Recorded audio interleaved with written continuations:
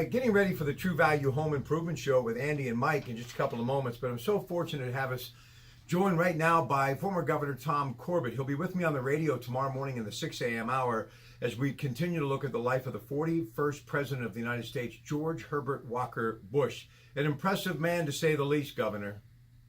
Oh, absolutely he was, and I think he's probably been more appreciated in his retirement out of politics and now in his death than he was during the period of time that he was president. One of the things that a caller said earlier this morning that I think was so apropos, he called him one of the last great statesmen. You know, he always said he wasn't a great communicator, but I do believe he was a wonderful statesman.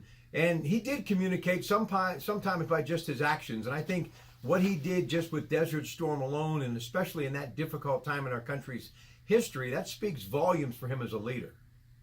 Well, you know the phrase, actions speak louder than words. And I think that was his position, that I'm going to let my actions speak for me. Watching some of the news segments today where he even said he wasn't a great communicator.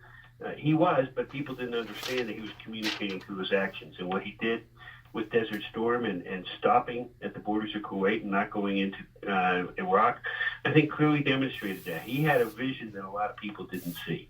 Hey, we'll come back with more with the former governor of Pennsylvania, Tom Corbett, looking at the life of George Herbert Walker Bush, who died surrounded by family and friends in Houston last night at the age of 94. And he'll also join me on the radio at 6 a.m. tomorrow. Stay with us.